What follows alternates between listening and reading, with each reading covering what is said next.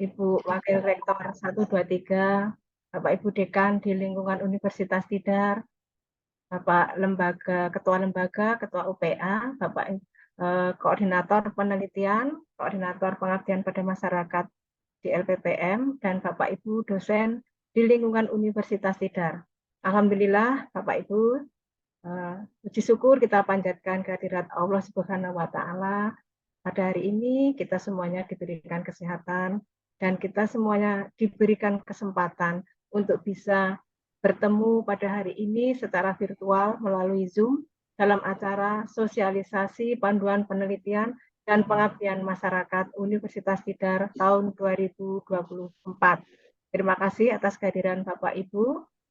Jadi Bapak Ibu yang kami hormati, bahwa penelitian dan pengabdian pada masyarakat merupakan dua unsur dari Tridharma Perguruan Tinggi yang pelaksanaannya berada di LPPM. Penelitian dan pengabdian pada masyarakat di Universitas Tidar tentu diarahkan untuk mengembangkan pengetahuan dan teknologi, serta meningkatkan kesejahteraan masyarakat dan daya saing bangsa, sebagaimana tercantum di dalam Undang-Undang Nomor 12 Tahun 2012 tentang Pendidikan Tinggi, dan tujuan tersebut telah dijabarkan ke dalam visi, misi, tujuan, sasaran, kebijakan, program di Universitas Tidar yang ada di dalam Renstra, serta dijabarkan di dalam indikator utama maupun indikator sasaran strategis, khususnya yang menjadi tugas LPPM atau Lembaga Penelitian dan Pengabdian kepada Masyarakat. Agar tujuan penelitian dan pengabdian kepada masyarakat dapat tercapai, LPPM mendorong dan memfasilitasi dosen, juga tenaga kependidikan di dalam melaksanakan kegiatan penelitian untuk mendukung peningkatan mutu pendidikan dan juga pencapaian visi, misi, tujuan, kebijakan, program, sebagaimana terdapat di dalam Renstra Universitas Tidar. Program penelitian dan pengabdian kepada masyarakat mengacu kepada bidang ilmu pada roadmap di universitas, kemudian fakultas, kemudian juga KBK, sebagaimana itu sudah dimuat di dalam panduan ini, yaitu di dalam lampiran, baik lampiran di dalam panduan penelitian maupun pengabdian kepada masyarakat. Dan penelitian dan pengabdian pada masyarakat ini dilaksanakan berdasarkan jalur kompetensi, kompetisi, dan juga penugasan. Bapak Ibu yang kami hormati, di dalam sosialisasi ini kami akan menginformasikan bahwa di dalam pelaksanaan penelitian dan pengabdian masyarakat Universitas tahun 2024 ada skema baru, ada siklus atau jadwal baru, dan juga ada sistem baru. Oleh karena itu, kami perlu mensosialisasikan sebelum pelaksanaan atau siklus pelaksanaan penelitian dan pengabdian pada masyarakat akan dimulai. Jadi buku panduan ini bisa diakses di web LPPM, dan sebelumnya ini kami lakukan sosialisasi seperti ini. Skema baru nanti akan dijelaskan secara lebih rinci, baik oleh koordinator penelitian maupun koordinator pengabdian kepada masyarakat. Jadi skema baru, misalnya nanti ada penelitian dasar, penelitian terapan, dan penelitian pengembangan. Di dalam penelitian dasar, jadi ada penelitian pemula, madya, kerjasama internasional, nasional atau internasional, dan KBK. Sedangkan penelitian terapan itu masuk penelitian unggulan, riset group, prototype, kemudian pengembangan itu ada prototype industri, yang masing-masing tentu mempunyai target luaran. Target luaran sesuai dengan indikator utama dan indikator sasaran kegiatan strategis di LPPM. Kemudian juga ada penelitian skema mandatori atau penugasan, yaitu penugasan guru besar dan penugasan kepakaran. Kemudian siklus atau jadwal baru nanti juga akan dijelaskan secara rinci oleh koordinator penelitian dan pengabdian pada masyarakat. Jadi di dalam siklus yang baru, dulu sudah Flyernya ini juga sudah kami informasikan jauh-jauh sebelumnya melalui grup WA Untidar. Jadi pada tanggal 15 Oktober, ini sekarang pada tanggal 13 Oktober, karena tanggal 15 itu posisinya hari Minggu, kita sosialisasikan dulu ya. Jadi ini sosialisasi dulu, kemudian nanti diumumkan pada tanggal 15 Oktober, kemudian ada jadwal pengusulan proposal. Jadwal pengusulan proposal untuk penelitian dan pengabdian pada masyarakat ini nanti berbeda tanggalnya ya. Supaya Bapak Ibu bisa mempersiapkan secara maksimal dari masing-masing proposal, baik itu proposal penelitian maupun pengabdian pada masyarakat. Untuk skema penelitian itu nanti pengusulannya akan dimulai tanggal 16 Oktober sampai 15 November. Jadi Bapak Ibu masih punya waktu ya sampai dengan tanggal 15 November nanti. Jadi 1 bulan untuk pengusulan proposal, kemudian nanti ada seleksi proposal sampai Desember, kemudian penetapan pemenangnya itu bulan Desember, pelaksanaannya diharapkan nanti pada awal tahun, jadi pada bulan Januari sama ya, baik penelitian maupun pengabdian kepada masyarakat pada awal tahun, sekitar Januari, itu dilaksanakan kontrak penelitian. Kemudian pelaksanaan penelitian nanti dilaksanakan pada bulan Februari dan September. Nah, kemudian nanti bulan Oktober ada informasi pengumuman dan pengumpulan proposal kembali. Jadi siklusnya dimulai pada bulan Januari dan berakhir pada bulan September, yaitu pada tanggal 15 September. Kalau tahun ini perbedaannya, ini kan semua kegiatan pelaporan-pelaporan ini sekaligus mengingatkan kepada Bapak Ibu yang telah mendapatkan pendanaan dari DIPA Universitas Tidar melalui LPPM, bahwa kegiatan penelitian dan pengabdian semua skema itu kami tunggu laporannya pada tanggal 15 November. Nah, setelah 15 November, nanti baru pencairan 30% akan segera dilaksanakan. Termasuk output luaran. Jadi output luaran pada tahun 2023 ini, nanti publish-nya itu ditunggu sampai tahun 2024. Jadi siklusnya seperti itu terus ya, seperti mengacu kepada DRTPM. Kemudian ada skema baru, kemudian ada siklus atau jadwal baru, dan juga nanti ada sistem baru. Ini nanti secara rinci akan dijelaskan oleh Koordinator Penelitian dan Pengabdian. Jadi SIPPM itu juga sudah baru. Nanti ada pilihan-pilihan skema penelitian sesuai dengan bidang ilmu dari dosen yang akan mengajukan proposal penelitian. Nah, jadi demikian pengantar dari saya.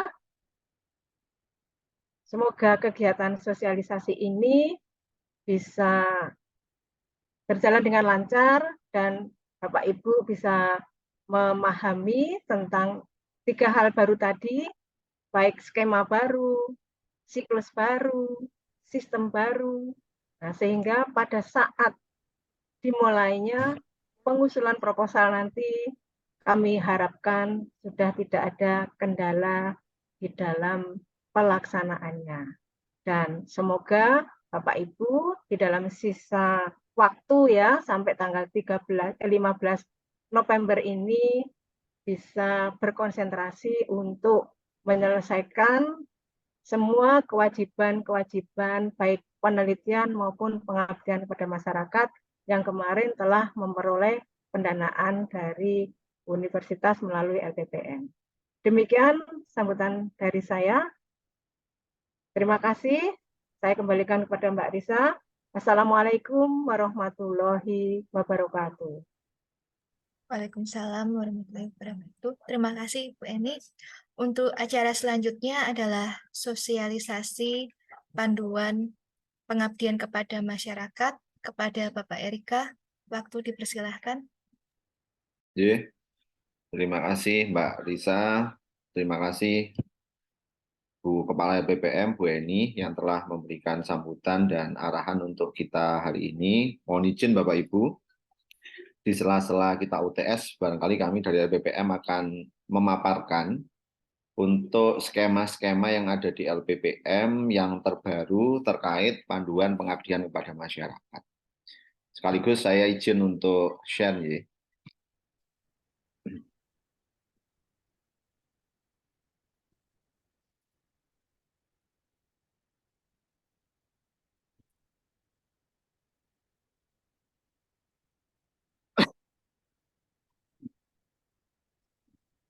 Baik Bapak Ibu, kami akan mulai share dan izin menyampaikan panduan pengabdian kepada masyarakat Untida 2023. Jadi sebelum nanti kita akan masuk, karena agenda hari ini ada dua nih, dari penelitian dan pengabdian, termasuk sistem yang baru nanti, sistem di SIPBM. Sistemnya lama sebenarnya, tapi konten-kontennya kami sesuaikan dengan yang ada di BIMA di RTPM. Nah, terkait dan khusus secara umum, mungkin kita fokus yang di bawah seperti yang disampaikan oleh Ibu Kepala LPPM tadi, Bapak Ibu, yaitu terkait 8 siklus penelitian dan pengabdian. Kalau kita cermati, ini sudah kita sosialisasikan sekitar 3 minggu yang lalu, baik secara formal lewat beberapa akses, termasuk sudah ada di Instagram kami dan sudah dibagi juga oleh Ibu Kepala di WA Grup Untidar. Baik, kalau kita cermati Bapak Ibu untuk penelitian, nanti sama-sama nih sebenarnya dari 8 siklus ini, mulai dari pengumuman sampai dengan penilaian, kalau kita fokus ke penelitian, nanti startingnya akan kita mulai di 16 Oktober sampai dengan 15 November.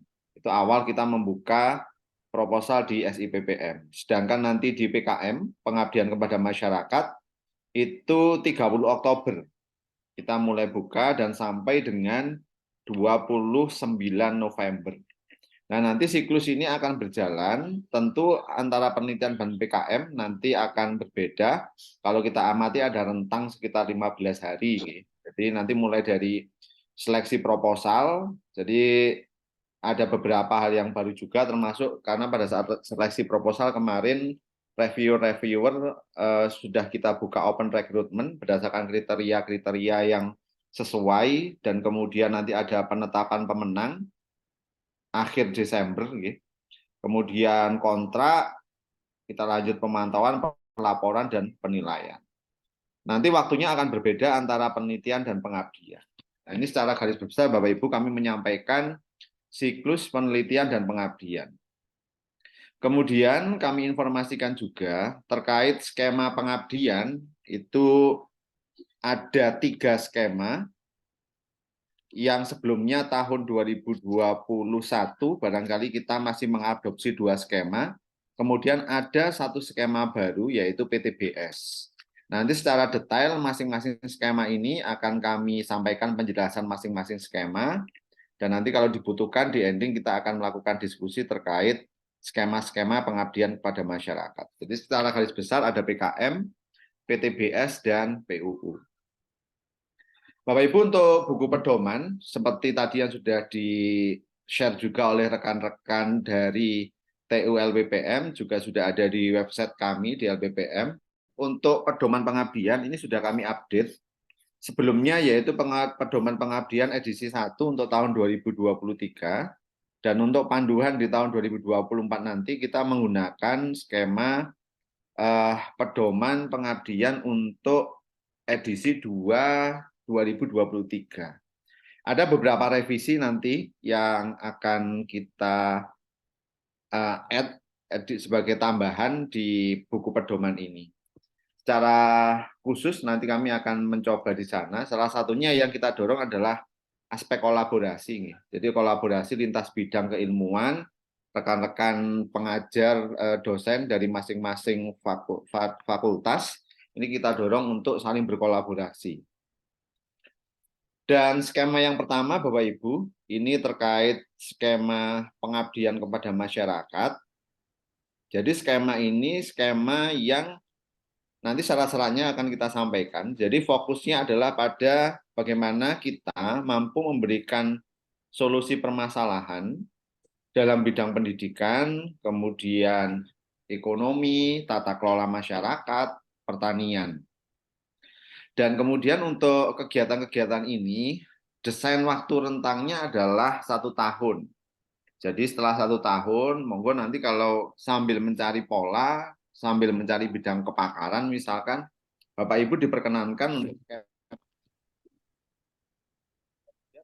pencapaian, harapannya sebenarnya adalah tentu capaian IKU ya, bagaimana hasil dari pengabdian masyarakat kita itu bisa diterapkan di masyarakat, baik itu berupa model, berupa teknologi, itu yang kemudian bisa menjadi penunjang bagi keterpenuhan IKU di universitas tidak. Dan yang terakhir terkait PKM, ini skema yang pertama dari 3 skema pengabdian kepada masyarakat, yaitu kriteria dari tim KM ini syaratnya adalah rekan-rekan dosen yang sudah memiliki NIDN dan kemudian sudah memiliki ID Sinta. Barangkali ini yang biasanya ditanyakan dan mungkin menjadi pembeda antara luaran wajib dan luaran tambahan. Untuk PKM, ini pendanaannya maksimal adalah 5 juta. Nah, kemudian luaran wajibnya adalah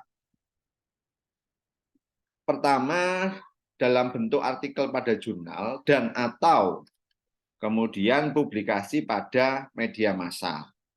Luaran selanjutnya, kemudian yang ketiga itu terkait HKI.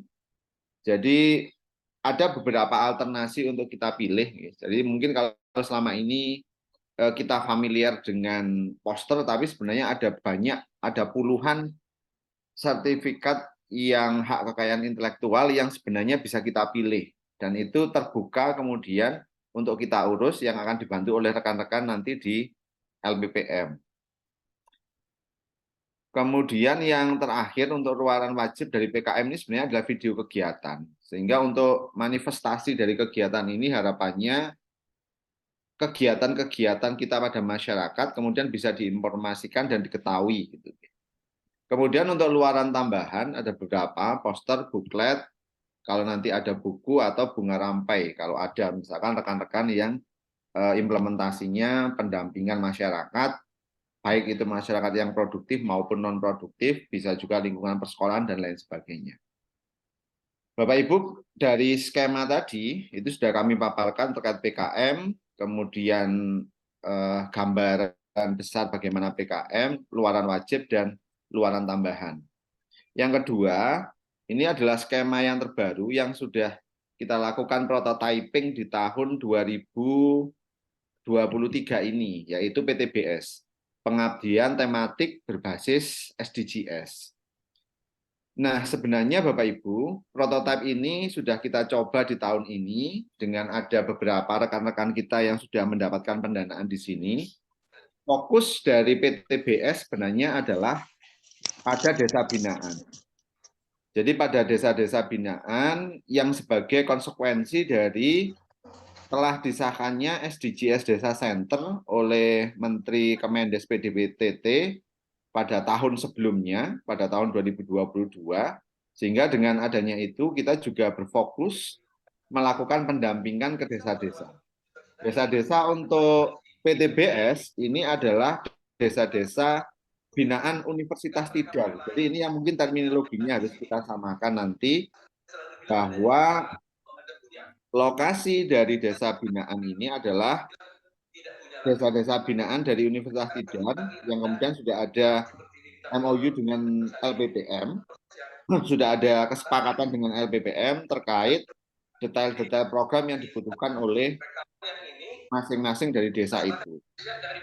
Nah, Bapak Ibu, sebagai pedoman dari penyusunan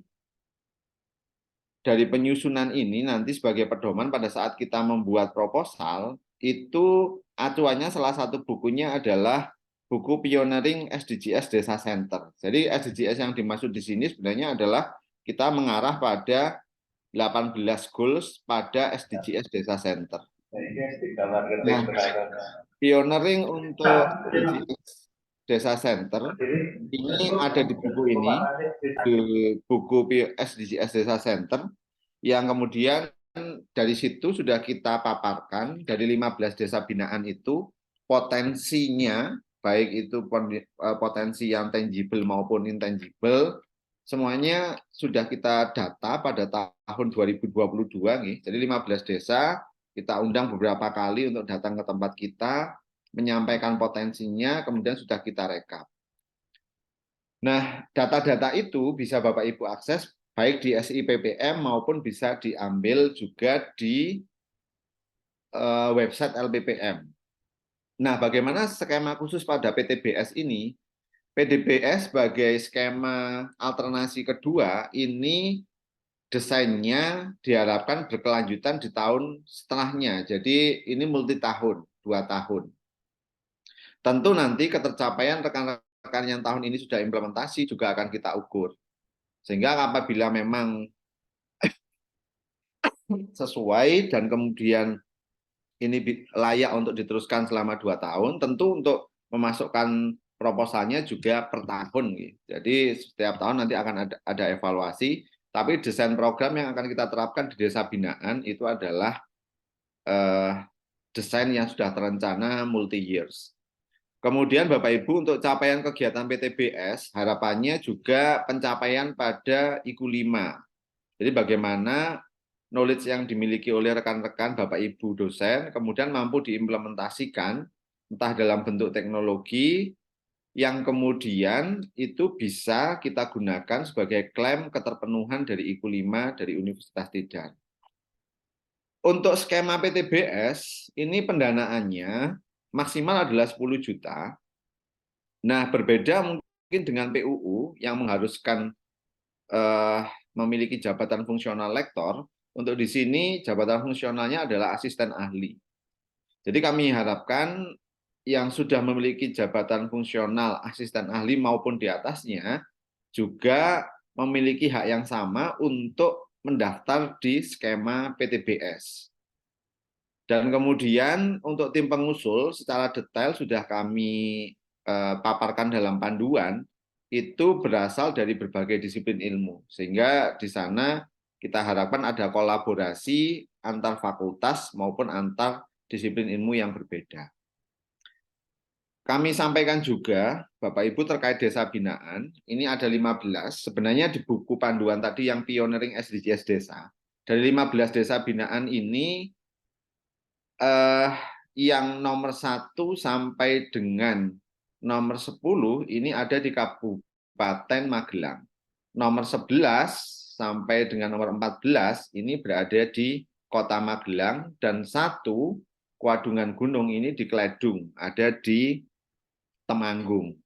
Nah, desa-desa ini sebelumnya kami sudah melakukan focus group discussion di mana kita sudah mendata potensi apa yang sudah dimiliki, dan kemudian juga sudah kita list, misalkan ini contohnya, ini contoh dari keseluruhan desa tadi. Apa-apa yang dibutuhkan oleh desa untuk kemudian dimintakan bantuan kepada Universitas Tidar. Artinya ketika kita datang, ini secara umum Bapak Ibu, nanti secara spesifik pada masing-masing desa itu kami juga membuatkan tabel. Jadi desa A, desa B itu punya potensi apa, potensi desanya itu apa saja, mulai dari informasi umum, jumlah warga, dan lain sebagainya, itu sudah kami data seperti data pada BPS.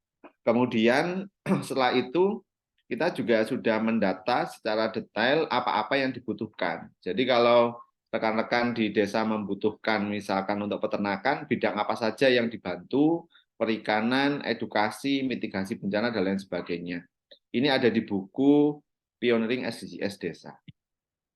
Nah, untuk skema yang kedua, alternasi yang kedua terkait PTBS, luaran wajibnya adalah artikel yang dipublikasikan melalui jurnal nasional, kemudian pemberitaan di media massa.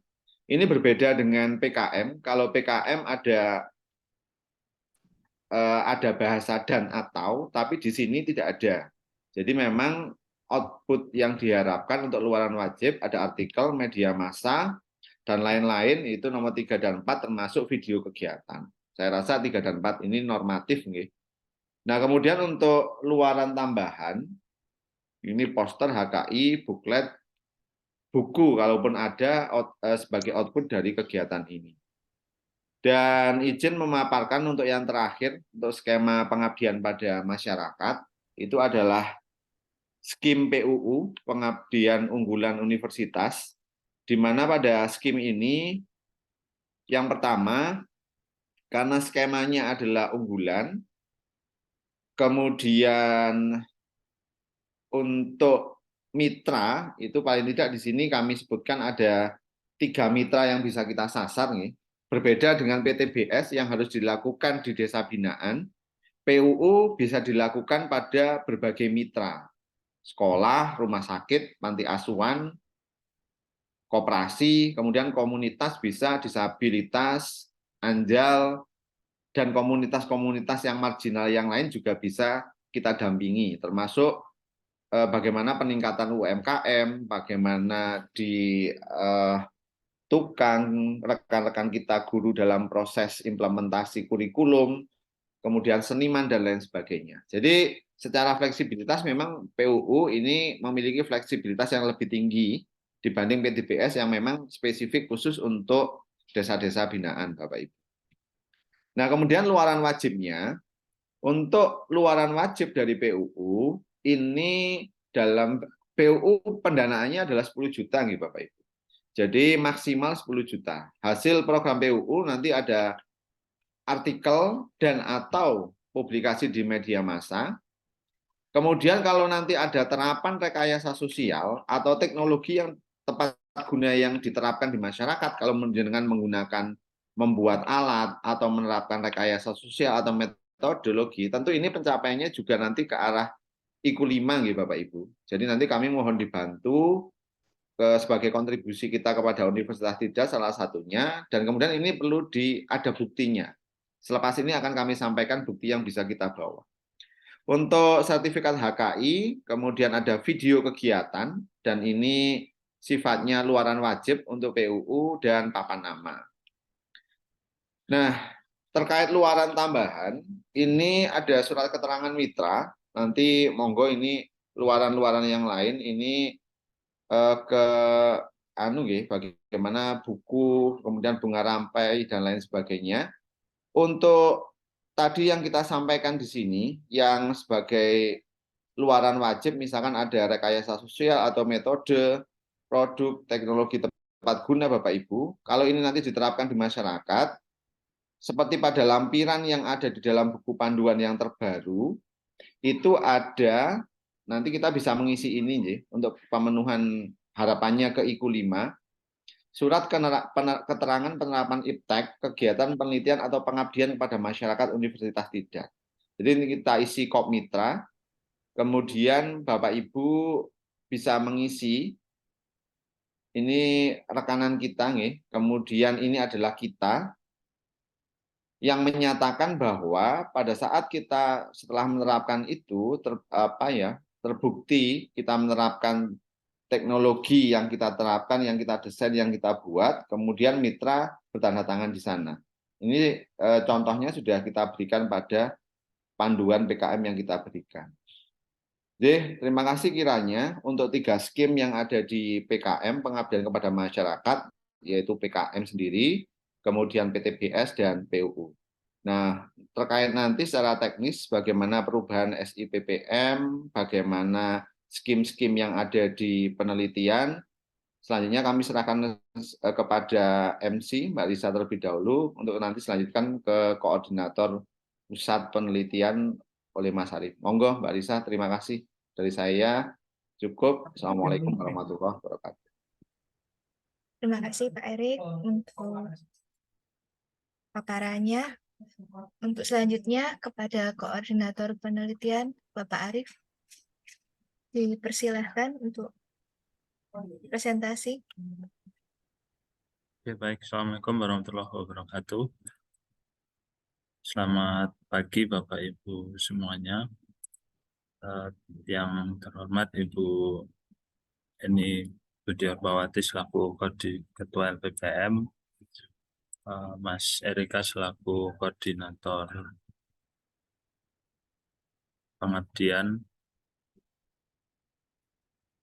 Bapak Ibu Bapak Sekretaris sekaligus Koordinator Pengabdian, kemudian Bapak Ibu dosen yang sudah hadir pada pagi hari ini. Sebelumnya kami mengucapkan terima kasih atas kehadiran dari Bapak Ibu semuanya pada pagi hari ini terkait dengan sosialisasi panduan penelitian dan juga pengabdian masyarakat untuk tahun pelaksanaan 2024. Mohon izin kami akan menyampaikan beberapa hal khususnya di bidang pengabdian penelitian yang terkait dengan rencana penelitian di tahun 2022 nanti. 2024. Maaf. Jadi sebelum nanti kami masuk ke dalam tema ataupun skema nih Bapak Ibu yang akan kami buka di 2024, sedikit kita mereview kembali bahwa riset ini merupakan bagian dari Tridharma Perguruan Tinggi, yaitu dari bagian penelitian, yang mana di dalam aktivitas riset ini sendiri nanti ada aktivitas penelitian, kemudian di dalam aktivitas penelitian itu nanti Bapak Ibu akan melakukan kajian dan juga melakukan rekayasa. Nah, proses riset ini tentunya dilakukan secara eksploratif seperti itu, dengan menggali berbagai fenomena yang baru, dan harapannya dari aktivitas eksplorasi tersebut, Bapak Ibu dapat menemukan sesuatu fakta yang tersembunyi dan itu merupakan hal baru. Dan ini bagian ini mungkin yang membutuhkan waktu yang panjang, karena untuk memperoleh hal baru atau menemukan sesuatu yang novel seperti itu, Bapak Ibu harus menggali lebih dalam lagi terhadap referensi, baik itu referensi yang berasal dari artikel, paten, kemudian HKI dan juga sumber utama yang lain. Nah, bagaimana untuk melaksanakan riset tersebut? Tentunya riset tersebut bisa terlaksana apabila kita bisa memanfaatkan sumber daya yang tersedia. Nah, di Universitas Sidar sendiri sebagai perguruan tinggi kita memiliki SDM, yaitu dosen, mahasiswa, dan juga tenaga kependidikan. Sehingga dalam skema penelitian yang kami tawarkan di tahun 2024 ini, ketiga komponen SDM IPTEK ini akan kita libatkan. Jadi ada dosen selaku pengusul, tenaga kependidikan selaku pengusul, kemudian ada dosen sebagai anggota pengusul, dan juga mahasiswa sebagai anggota pengusul. Nah, kemudian bagaimana ketika nanti penelitian Bapak Ibu sudah dilaksanakan, sebenarnya apa yang menjadi tolak ukur atas keberhasilan dari penelitian tersebut? Tentu sebelum kita melakukan penelitian, yang kita teliti itu harus sesuatu yang baru, atau kita harus menemukan novelty dari penelitian kita, begitu. Nah, tingkat kebaharuan dari penelitian itu nanti bisa dilihat dari jenis skema yang Bapak Ibu pilih. Jadi nanti pada saat pemilihan skema, Bapak Ibu harus bisa mencermati kebutuhan atau yang diminta dari masing-masing skema tersebut. Nah, kemudian setelah Bapak Ibu melakukan penelitian, tentu hasil dari penelitian itu akan dipublikasikan nih Bapak Ibu. Publikasinya ini nanti bisa dalam bentuk artikel, dalam bentuk buku, kemudian nanti juga akan menghasilkan luaran yang lain dalam bentuk HKI, yang mana kalau kita berbicara tentang publikasi artikel, berarti ukuran dari artikel yang baik itu adalah artikel yang disitasi, begitu. Mungkin Bapak Ibu bisa menghasilkan banyak artikel dalam waktu 1 tahun misalnya, atau 1 periode. Namun apakah artikel yang dipublikasikan tersebut memberikan manfaat bagi penelitian yang lain? Nah, ukuran dari kemanfaatan sebuah publikasi paling sederhananya adalah dari jumlah sitasi terhadap artikel tersebut. Dengan demikian, luaran dari penelitian tersebut akan memiliki dampak yang nanti akan meningkatkan mutu dan juga reputasi dari si penelitinya sendiri. Nah, kemudian di tahap akhir, kalau tadi kita berbicara output, berikutnya adalah outcome. Jadi bagaimana riset-riset yang sudah dihasilkan, kemudian sudah dilakukan itu menghasilkan luaran dalam bentuk publikasi, dan pada akhirnya ketika nanti publikasi tersebut disitasi, atau kalau luarannya dalam bentuk produk atau prototipe dan prototipenya itu digunakan, ini akan memberikan dampak manfaat kepada penggunanya. Nah, dampak ini tentu nanti tidak hanya diukur dari sisi ekonomi, namun juga bisa ditinjau dari sisi akademis. Kalau dari sisi akademis pastinya penelitian yang kita lakukan, begitu dia banyak disitasi oleh orang lain, ini akan menunjukkan bahwa penelitian kita tersebut memberikan kontribusi yang baik kepada keilmuan yang ada di bidang kita. Jadi nanti Universitas Tidar tentu berkomitmen bagaimana supaya penelitian yang akan dilaksanakan di 2024 ini memang ada beberapa perubahan yang harapannya itu akan menghasilkan penelitian yang memiliki sitasi atau kebermanfaatan yang baik dan juga nanti pada akhirnya akan memberikan dampak. Kita menyadari bahwa untuk mencapai dampak ini adalah proses yang panjang, tetapi kita berusaha untuk memulai lebih awal supaya kita tidak ketinggalan di bagian tersebut. Nah, kita tahu ya Bapak Ibu, Universitas Tidar saat ini berada di klaster Madya tahun 2023 dan di LPPM kita mentargetkan 2024 itu akan naik ke klaster utama. Kita optimis tentunya dengan dukungan dari Bapak Ibu dan juga kualitas riset dari Bapak Ibu yang nanti akan menghasilkan luaran dan juga dampak yang pada akhirnya akan meningkatkan peringkat Universitas Tidar di tingkat nasional. Memang fokus kita tidak melulu pada peringkat, tapi bagaimana meningkatkan kualitas dan kuantitas pelaksanaan penelitian sehingga peringkat ini nanti bisa kita raih. Nah, ini adalah kondisi kita, Bapak Ibu, kondisi di Universitas Tidar, yang mana berangkat dari kondisi tersebut, kami mencoba melakukan beberapa penyesuaian dengan harapan kondisi-kondisi yang ada saat ini bisa terakselerasi seperti itu sehingga ke depan pelaksanaan riset itu bisa mendorong dosen sebagai peneliti untuk meningkatkan berbagai hal.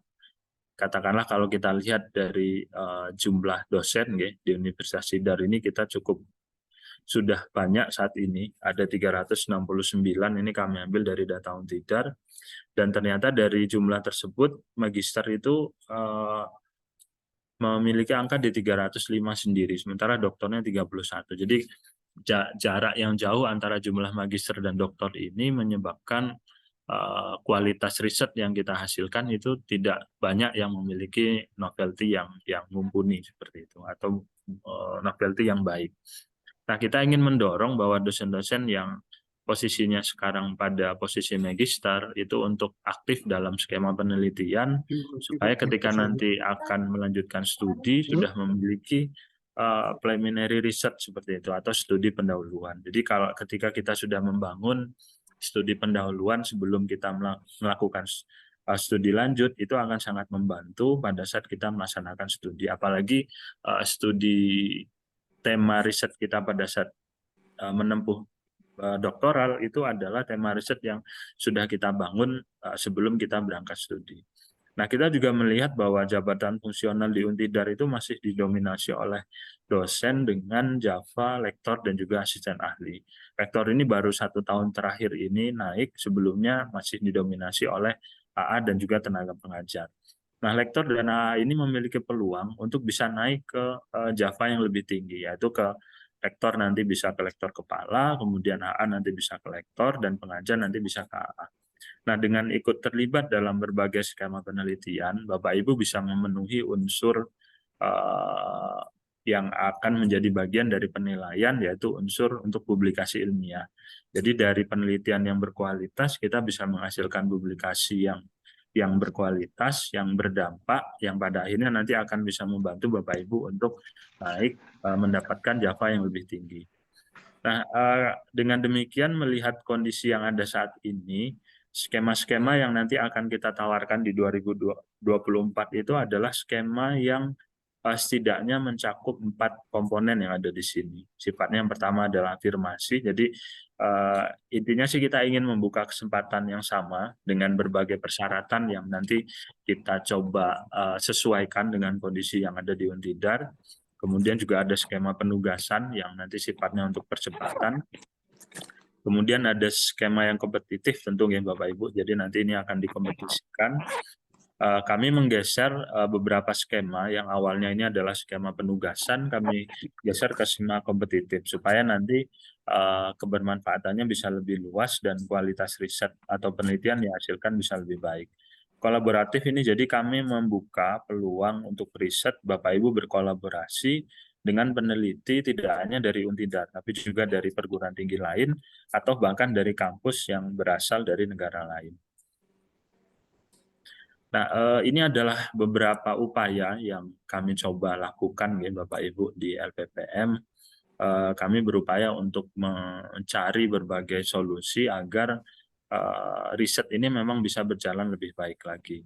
Jadi pertama ada beberapa pendekatan yang mendasar yang kami lakukan, yang ini menjadi perubahan yang tadi sudah disinggung oleh Ibu Eni. Pertama kita akan melakukan profiling. Jadi profiling ini adalah melihat rekam jejak dosen atau rekam jejak kinerja, yang saat ini profiling dari dosen itu yang paling mudah adalah dari akun Sintanya. Jadi terdaftar atau tidak dosen tersebut di Sinta, kemudian berapa skor Sinta yang dihasilkan oleh dosen tersebut. Nah, skor Sinta ini kan nanti menjadi indikator atau menjadi ukuran seberapa produktif seorang dosen itu menghasilkan luaran, baik itu dalam bentuk buku, jurnal, HKI, dan bentuk luaran yang lain. Jadi kalau skor Sintanya tinggi, tentu kita bisa melihat bahwa dosen tersebut produktif, menghasilkan luaran, dan luarannya itu mendapatkan pengakuan atau mendapatkan citasi dan juga memiliki dampak yang baik terhadap komunitas keilmuan. Nah, kemudian kita mencoba untuk menyesuaikan antara hak dan kewajiban yang proporsional dan posisional nanti tentunya sesuai dengan syarat dari skema yang kita tawarkan. Nah, ini beberapa transformasi. Jadi untuk melakukan perubahan tentu kita harus melakukan beberapa penyesuaian Bapak Ibu.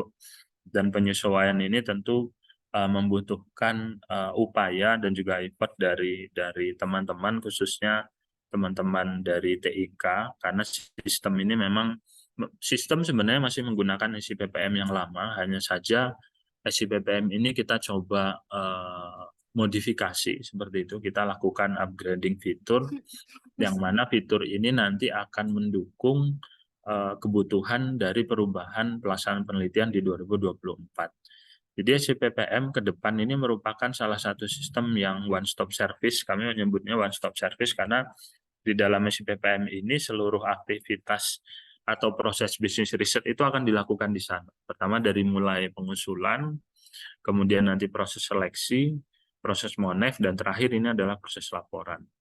Nah, kemudian di dalam SIPPM ini nanti akan ada beberapa bagian yang ditambahkan. Yang pertama nanti dari proses unggah usulan, jadi nanti Bapak Ibu akan memilih kelompok skema, kemudian akan memilih bidang fokus, akan menuliskan berapa tingkat kesiapan teknologi dari Bapak Ibu, dari risetnya. Jadi nanti informasi awal terhadap proposal Bapak Ibu ini akan lebih detail, tidak hanya umum, misalnya nama ini DN, kemudian ID Sinta, kemudian judul riset, abstrak, dan juga nanti unggah proposal seperti itu, tapi nanti dibuat lebih detail sesuai dengan kelompok skema dan juga bidang fokus yang ada di masing-masing Bapak Ibu. Kemudian di SIPPM juga bisa difasilitasi untuk seleksi, monef, laporan, dan juga nanti kami akan menarik data dari SIPPM yang nanti akan kita laporkan secara berkala ke Sinta. Jadi Bapak Ibu yang sudah melaksanakan penelitian, kalau penelitian di RTPM memang sudah otomatis sinkron ya, karena aplikasi Bima itu sudah terhubung ke sister. Sementara ke Sinta, mohon maaf. Sementara untuk SIPPM masih berdiri sendiri, dan untuk proses sinkronisasinya dilakukan secara manual. Nah, kami mencoba untuk melakukan upaya sinkronisasi, jadi antara SIPPM dan Sinta ini nanti akan terhubung, sehingga profiling atau profil dari Bapak Ibu ini akan dibaca oleh SIPPM.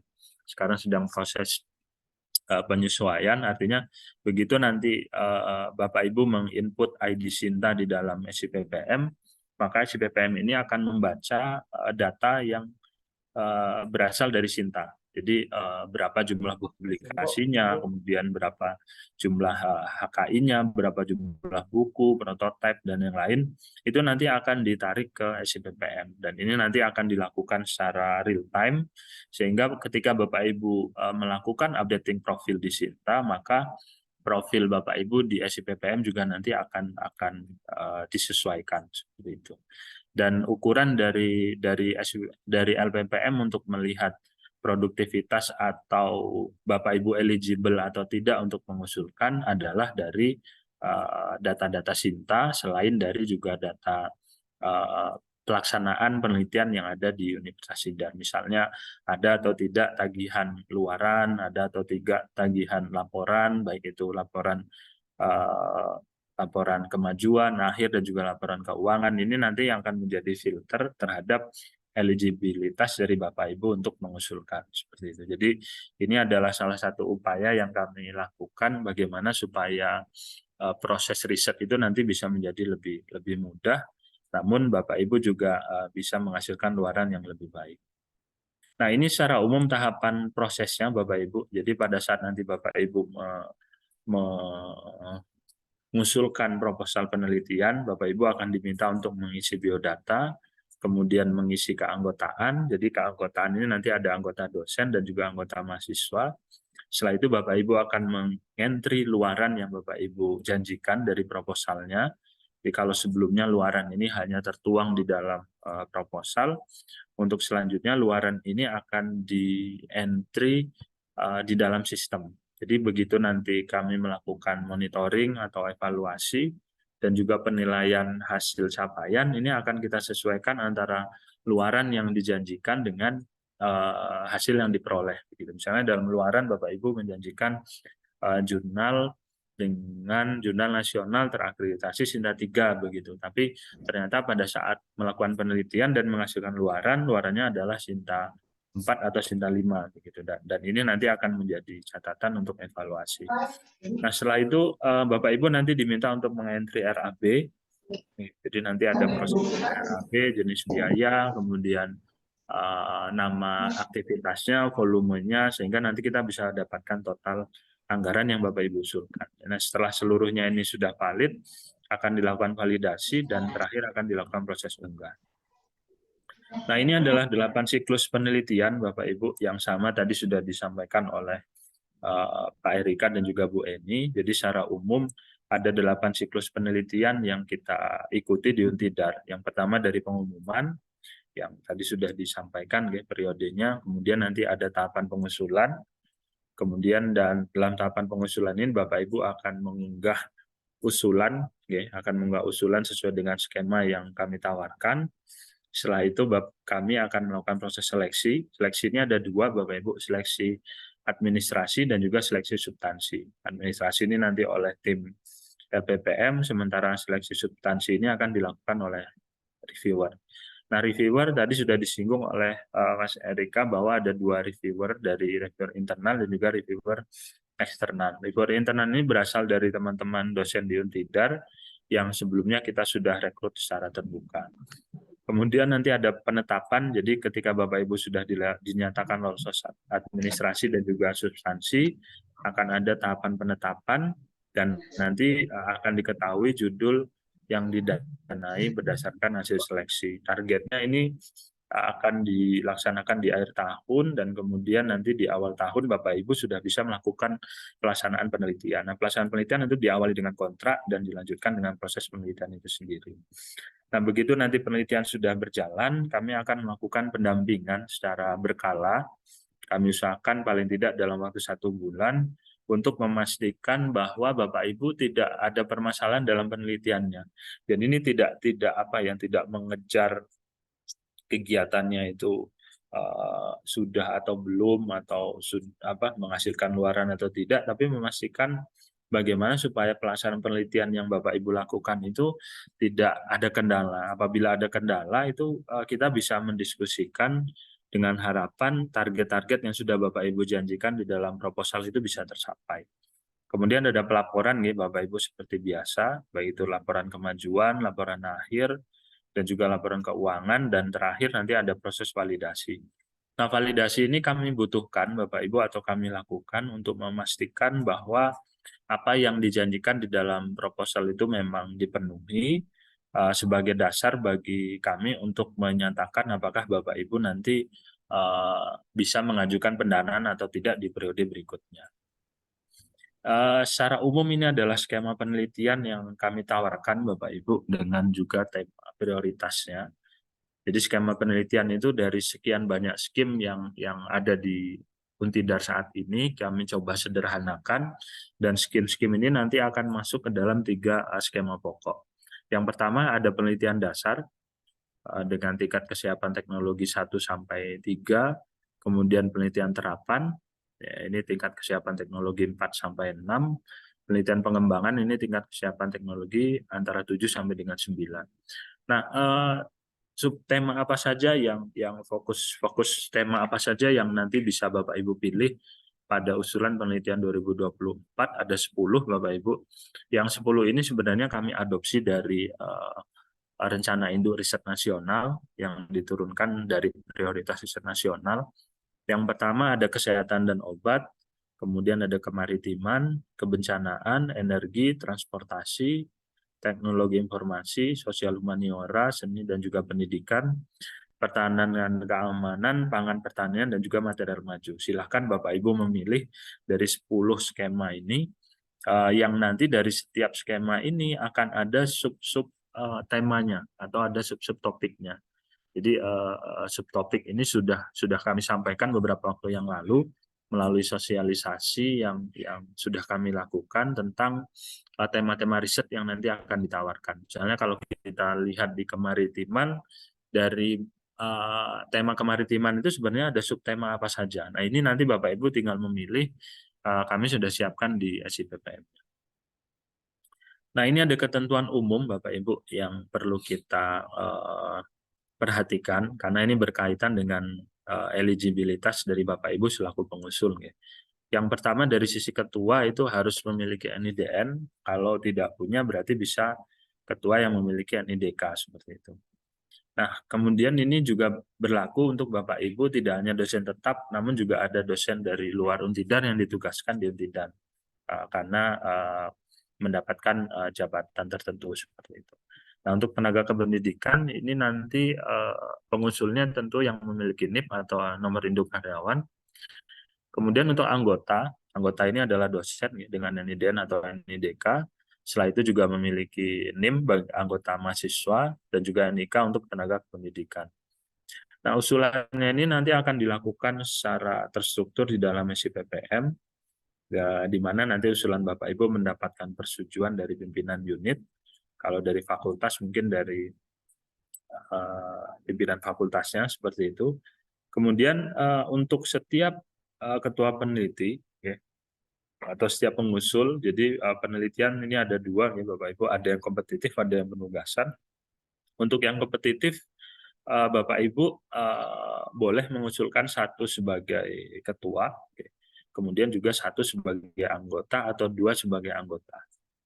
Nah, khusus untuk penugasan, apabila nanti Bapak Ibu mendapatkan penelitian mandatori, Bapak Ibu boleh menjadi ketua di 2 skema. Jadi kalau Bapak Ibu misalnya sudah menjadi ketua di penelitian kompetitif, kemudian ternyata Bapak Ibu mendapatkan penelitian penugasan, itu bisa menjadi ketua juga di penelitian penugasan. Artinya bisa menjadi 2 ketua. Tapi kalau di kompetitif tidak bisa, hanya 1 ketua, 1 anggota, atau 2 anggota. Tidak bisa 2 ketua. Tapi kalau penelitian penugasan bisa 1 ketua penugasan, 1 ketua kompetitif misalnya seperti itu. Atau 2 ketua di penugasan. Nah, untuk yang mendapatkan pendanaan juga sama sesuai dengan ketentuan kompetitif dan juga penugasan. Nah, apabila nanti Bapak Ibu memiliki tanggungan luaran, jadi katakanlah Bapak Ibu melaksanakan penelitian di 2023 saat ini, itu Bapak Ibu bisa mengikuti penelitian 2024 yang akan kami buka. Karena luaran tersebut masih akan bisa dipenuhi sampai periode pengusulan tahun berikutnya. Jadi Bapak Ibu yang melaksanakan penelitian 2023, apabila belum bisa memenuhi luarannya sampai dengan akhir periode pelaksanaan kegiatan tahun ini, itu masih bisa mengusulkan, namun harus selesai di periode September tahun depan. Karena Oktober kita akan buka lagi untuk 2025.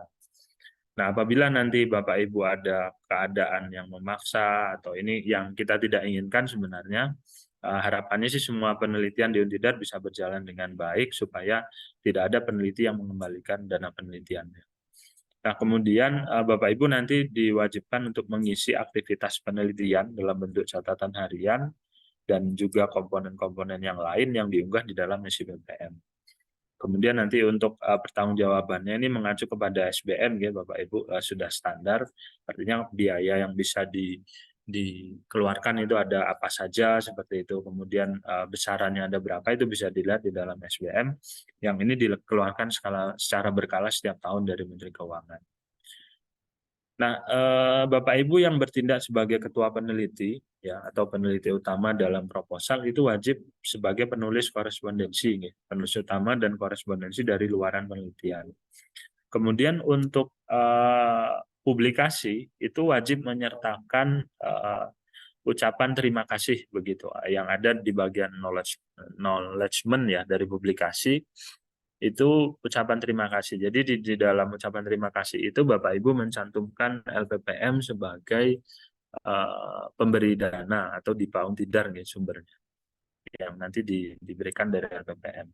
Kemudian ini penelitian dan pengabdian yang kita laksanakan di tahun ini merupakan kegiatan mendukung pelaksanaan MBKM.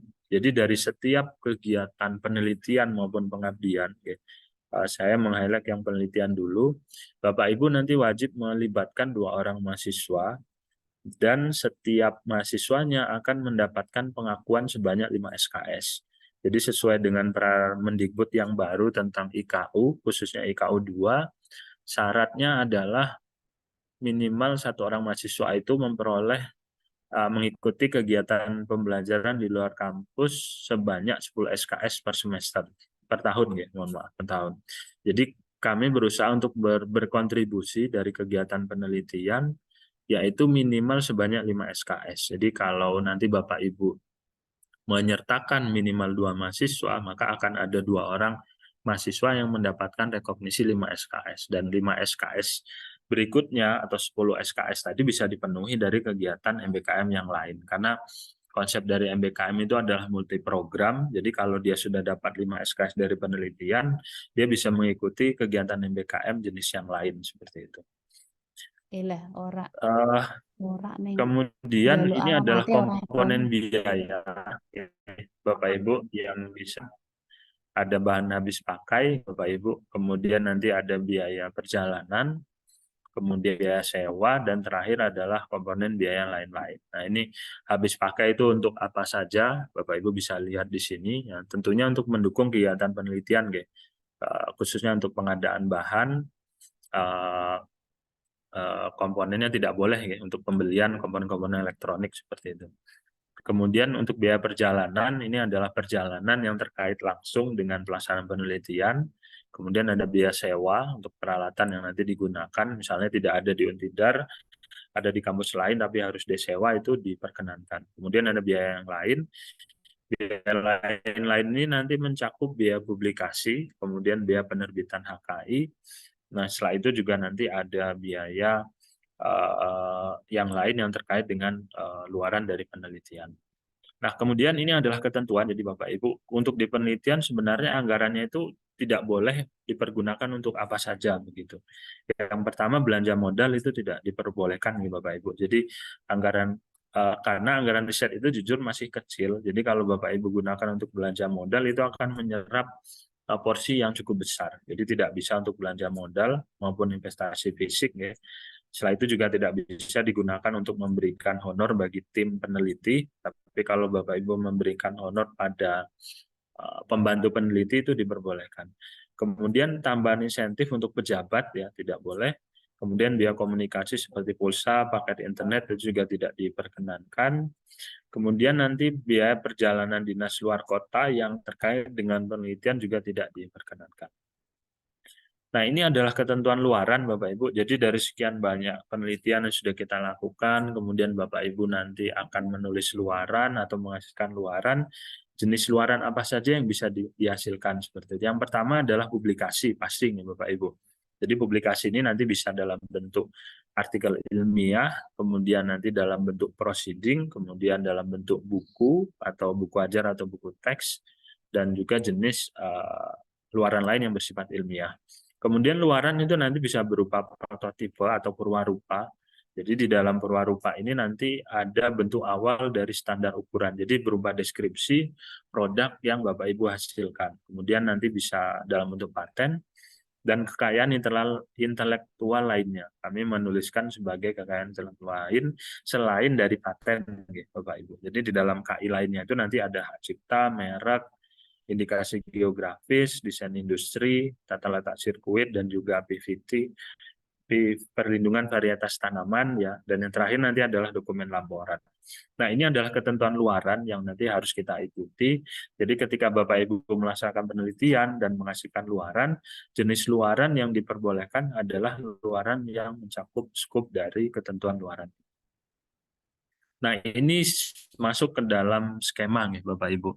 Jadi kami sudah mengelompokkan skema penelitian berdasarkan 3 kelompok skema utama, yang tadi yaitu skema penelitian dasar, skema penelitian terapan, dan juga skema penelitian pengembangan. Nah, skema penelitian dasar ini merupakan riset-riset yang sifatnya fundamental seperti itu. Jadi Bapak Ibu nanti diminta untuk melakukan riset untuk memperoleh fakta baru atau mengidentifikasi permasalahan yang baru, yang nanti deskripsi dari masing-masing TKT itu sudah kami buat, dan Bapak Ibu nanti bisa melihat di dalam rampiran pada panduan penelitian secara lebih spesifik lagi. Intinya di dalam skema penelitian dasar itu ada beberapa subskema Bapak Ibu.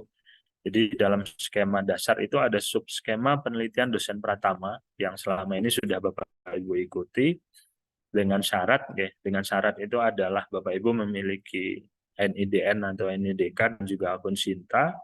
Kemudian maksimal itu adalah S2. Jadi Bapak Ibu yang sudah berpendidikan S3 tidak dapat mengusulkan skema ini. Kemudian dengan Java itu asisten ahli, ya. Kemudian anggotanya itu 1 orang minimal dan itu tidak wajib Java. Jadi penelitian ini sifatnya sebenarnya untuk mengafirmasi begitu atau memfasilitasi Bapak Ibu dengan yang dosen-dosen mungkin yang masih relatif baru yang belum berjava itu bisa sebagai anggota, dan sudah berjava itu nanti bisa sebagai ketua. Kemudian ini melibatkan mahasiswa, ya, 2 orang Bapak Ibu, dan nanti akan direkognisi menjadi 5 SKS. Ketentuan luarannya itu nanti kalau Bapak Ibu bisa menghasilkan publikasi di tingkat internasional itu bisa dalam bentuk artikel internasional, tidak bereputasi ya Bapak Ibu, hanya internasional saja, atau Bapak Ibu menerbitkan di jurnal nasional terakreditasi minimal Sinta 5 sampai dengan 6. Dan juga nanti Bapak Ibu menghasilkan poster dan juga KI dalam bentuk yang lain. Jadi tadi sudah disinggung oleh Mas Erika bahwa KI itu tidak harus hak cipta dari posternya, tapi bisa berupa merek, kemudian sirkuit terpadu, perlindungan varietas tanaman, dan yang lain. Itu adalah subskema pertama dari penelitian dasar. Kemudian subskema berikutnya dari penelitian dasar itu adalah penelitian dosen madya. Jadi dosen madya yang sudah ada saat ini itu kita kelompokkan ke dalam skema dosen madya. Nah, syaratnya apa Bapak Ibu? Pertama, akun Sinta jelas ya Bapak Ibu. Setelah itu S2 lektor, ya, S2 dengan Java lektor, atau S3 dengan Java minimum asisten ahli. Tapi apakah Bapak Ibu yang S2AA itu tidak bisa? S2AA boleh Bapak Ibu. Asalkan nanti Bapak Ibu memiliki skor Sinta itu minimum 100 untuk Saintek maupun Soshum. Dengan anggota nanti minimal 2 orang, dengan NIDN, NIDK, dan juga S2 minimal AA, dan juga 2 orang mahasiswa. Apa yang menjadi luaran, ya saya lupa menyebutkan anggarannya. Jadi anggarannya untuk dosen madya adalah 10 juta, kemudian nanti luarannya adalah salah satu artikel di jurnal internasional bereputasi, ya, atau jurnal nasional terakreditasi minimal Sinta 3 atau 4. 3 sampai dengan 4. Dan nanti Bapak Ibu menghasilkan poster dan juga KI yang lain. Nah, ini adalah penelitian dasar subskema berikutnya, Bapak Ibu, yaitu penelitian kerjasama. Nah, ini adalah skema baru. Jadi kita berusaha untuk meningkatkan kolaborasi riset bagi Bapak Ibu yang ada di Untidar untuk berkolaborasi dengan peneliti-peneliti yang ada di kampus lain, baik itu nasional maupun internasional. Kemudian syaratnya ini tidak berat Bapak Ibu. Jadi Bapak Ibu yang masih AA itu juga bisa mengajukan dengan jabatan dengan pendidikan magister. Jadi ini terbuka untuk seluruh dosen. Kita berusaha untuk memfasilitasi seperti itu. Jadi Bapak Ibu punya akun Sinta, kemudian Bapak Ibu berpendidikan S2 dengan jabatan asisten ahli, kemudian melibatkan 2 anggota minimum dengan jabatan fungsional asisten ahli, dan juga melibatkan mahasiswa. Ini anggarannya adalah 20 juta, kemudian wajib, nah dari persyaratannya memang kami coba turunkan Bapak Ibu, tapi luarannya kami coba untuk naikkan, supaya nanti, karena ini sifatnya kolaboratif ya, kerjasama, harapannya ada berbagai, ada lebih dari institusi yang tergabung, satu institusi yang tergabung, yang tentunya nanti bisa mendapatkan pemikiran dan juga hasil penelitian lebih baik. Nah, ini nanti bisa pada jurnal internasional bereputasi. Reputasi ini tentu yang terindeks Scopus nih Bapak Ibu, baik itu Q1 sampai Q4 atau yang terindeks Web of Science seperti itu. Atau kalau tidak bisa jurnal internasional, Bapak Ibu bisa memilih jurnal Sinta dengan rank Sinta itu adalah Sinta 1 sampai dengan Sinta 2. Kemudian Bapak Ibu menghasilkan poster dan juga KI yang lain. Berikutnya adalah penelitian kelompok bidang keahlian, Bapak Ibu.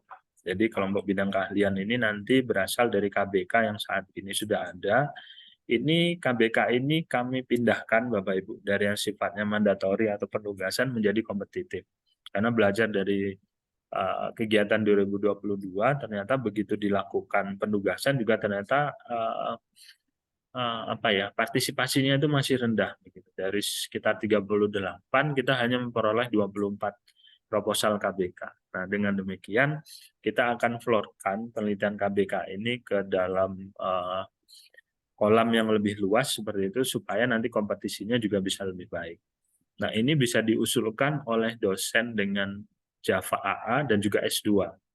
Jadi ini syaratnya cukup ringan dari sisi pendidikan dan juga fungsional. Kemudian Bapak Ibu nanti bisa mengajukan, mohon maaf ini sepertinya saya salah memindahkan. Jadi untuk penelitian kerjasama itu nanti wajib melibatkan 1 orang dosen dari peneliti perguruan tinggi, baik itu dalam maupun luar negeri. Sementara untuk KBK ini tidak perlu, karena KBK ini syaratnya hanya dari anggota dari KBK-nya sendiri. Kemudian dari sisi luaran itu juga sama, jadi antara kerjasama dan penelitian KBK ini luarannya sama, hanya saja dari jenis kemitraannya yang berbeda. Jadi kalau penelitian kerjasama itu wajib menyertakan 1 orang minimum dari mitra, kalau KBK ini tidak perlu. Dengan anggarannya juga sama. Nah, ini adalah penelitian unggulan universitas, Bapak Ibu. Jadi kalau tadi kita bicara riset dasar, jadi di riset dasar itu ada subskema dosen pratama, dosen madya, kerjasama, dan juga KBK. Sementara untuk skema berikutnya, ini adalah skema penelitian terapan, Bapak Ibu. Jadi penelitian terapan ini berada di level tingkat kesiapan teknologi 4 sampai dengan 6 begitu. Jadi ada beberapa subskema. Yang pertama penelitian unggulan universitas. Nah, penelitian unggulan universitas ini persyaratannya itu adalah dosen yang memiliki NIDN dengan minimum skor Sinta 100 untuk Saintek. Jadi Bapak Ibu yang dosen Saintek dengan skor Sinta minimum 100 dan juga 80 untuk sosum atau seni itu bisa mengusulkan. Atau Bapak Ibu ya skornya itu skor minimum untuk Sintanya. Nah, siapa saja yang berhak mengusulkan adalah Bapak Ibu yang memiliki skor Sinta yang memenuhi dan juga berjava S2 minimal lektor begitu. Tapi apakah Bapak Ibu yang Java S2-nya belum lektor itu tidak bisa mengusulkan? Boleh mengusulkan Bapak Ibu, asalkan skor Sinta Bapak Ibu minimum 200, seperti itu. Tapi kalau Bapak Ibu S3 tapi belum lektor, masih AA juga boleh. Asalkan skor Sinta Bapak Ibu 100 untuk Saintek dan juga 80 untuk Soshum begitu. Nah, kemudian anggota 2 orang dosen minimum AA dan juga nanti 2 mahasiswa MBKM. Oke, anggarannya ini sama dengan yang sebelumnya, 20 juta. Kemudian luarannya adalah 1 artikel pada jurnal internasional bereputasi atau ya internasional yang nanti atau nasional terakreditasi minimal Sinta 1 dan Sinta 2. Ada satu tambahan, karena ini adalah penelitian terapan, maka harus menghasilkan model atau prototipe. Ya, model atau prototipe. Kemudian nanti juga akan menghasilkan poster dan juga KI yang lain. Kemudian subskema berikutnya adalah subskema riset group, Bapak Ibu. Jadi riset group ini sebenarnya adalah skema yang diberikan untuk memfasilitasi lebih dari 1 kelompok bidang keahlian. Jadi kami menuliskan pada saat nanti Bapak Ibu mengusulkan penelitian riset group, ya, paling tidak di dalam anggota usulan riset grupnya itu terdiri dari 3 KBK yang berbeda seperti itu. Karena sifatnya adalah kolaboratif. Jadi minimal ada 3 KBK yang terlibat. Nah, syaratnya ini adalah dosen S2 dengan Java AA, kemudian anggotanya adalah 2 orang dosen S2 dengan Java AA dan juga mahasiswa 2 orang yang direkognisi menjadi 5 SKS. Anggarannya adalah 25, kemudian nanti luarannya ini adalah jurnal internasional bereputasi atau nasional terakreditasi minimal Sinta 1 dan 2, menghasilkan prototipe, poster, dan juga KI yang lain. Nah, jenis berikutnya adalah penelitian prototipe. Jadi ini adalah skema tambahan untuk skema kompetitif, Bapak Ibu. Jadi kalau tadi kita ada penelitian kerjasama DN dan atau LN, kita ada tambahan skema prototipe. Jadi kita melihat riset-riset yang ada di Untidar ini mungkin sudah banyak dilakukan, tapi yang bisa sampai menghasilkan produk prototipe itu masih sedikit persentasenya. Jadi kalau kita ingin memenuhi capaian kinerja prototipe, sekarang itu masih sulit. Nah, ini penelitian prototipe ini ada 2, Bapak Ibu, ada prototipe R&D dan juga nanti ada prototipe industri. Kalau prototipe R&D ini masuk ke dalam skema penelitian terapan, ya, dengan tingkat kesiapan teknologi minimal 4, dan siapa yang berhak mengusulkan ini adalah dosen yang memiliki NIDN, NIDK, ya, dengan Java S2 minimum lektor atau S3 minimum AA. Tapi apakah Bapak Ibu yang S2 AA itu tidak bisa, itu Bapak Ibu bisa mengusulkan, ya. Namun skor Sinta Bapak Ibu minimal adalah 200. Kemudian nanti anggotanya adalah 2 orang dosen dan minimum AA untuk MBKM sebanyak 5 SKS. Anggarannya adalah 25 juta, luarannya itu adalah jurnal internasional bereputasi atau terakreditasi minimal Sinta 1 dan 2. Nanti menghasilkan prototipe pada level 4 sampai dengan 6 untuk TKT-nya. Nah, ini adalah terakhir untuk riset pengembangan, Bapak Ibu. Jadi ini TKT-nya sudah lebih tinggi, antara 7 sampai 9. Kemudian syarat pengusulnya juga nanti sudah ditingkatkan. Jadi kalau ini syarat skor Sintanya menjadi lebih besar, Bapak Ibu. Untuk Saintek itu adalah 300, Soshum itu adalah 200. Sosum dan seni. Kemudian mengusulnya S2 minimum lektor. Tapi apakah Bapak Ibu yang S2 AA belum boleh mengusulkan? Boleh, asalkan skor Sinta Bapak Ibu minimum 300. Nah, jadi sebenarnya kalau kita lihat dari sekian banyak skema itu, constraint-nya adalah Java itu tidak begitu menjadi constraint lagi.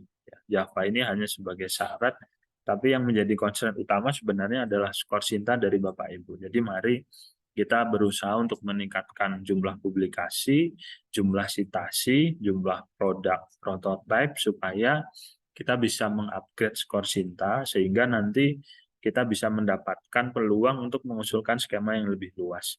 Dan penerapan skor Sinta ini sebenarnya kami mengadopsi dari kementerian. Kalau kementerian mungkin angka skornya itu lebih tinggi ya, tapi kita coba downgrade supaya nanti Bapak Ibu bisa bisa bisa belajar ya atau berlatih bersama-sama ketika nanti sudah berkompetisi di tingkat nasional itu sudah terbiasa dengan penyesuaian Sinta skor ini. Jadi bagi Bapak Ibu yang punya publikasi, kemudian punya buku tetapi belum di-input di Sinta, silahkan Bapak Ibu input.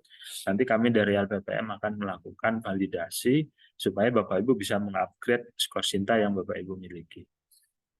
Kemudian ini adalah kriteria penilaian Bapak Ibu. Ini kami jelaskan di awal supaya nanti Bapak Ibu pada saat menyusun proposal itu bisa menakar sebenarnya proposal yang Bapak Ibu susun itu kualitasnya bagaimana. Sehingga pada akhirnya proposal Bapak Ibu itu nanti akan layak untuk didanai seperti itu.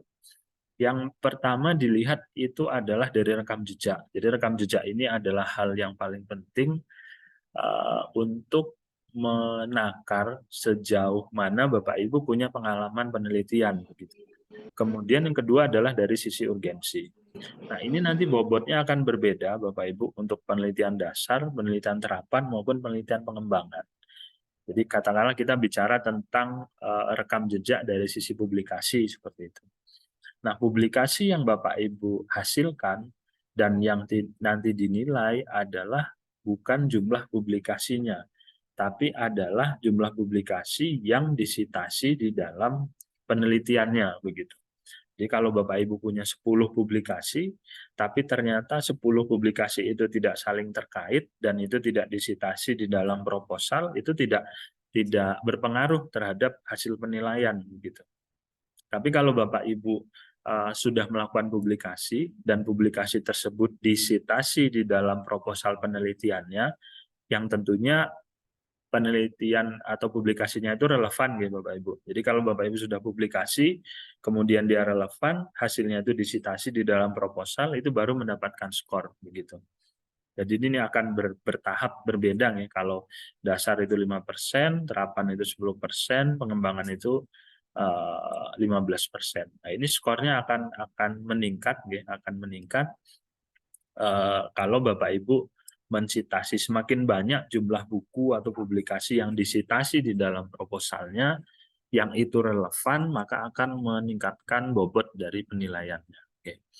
Kemudian kepakaran ya Bapak Ibu, kepakaran pengusul terhadap tema proposal.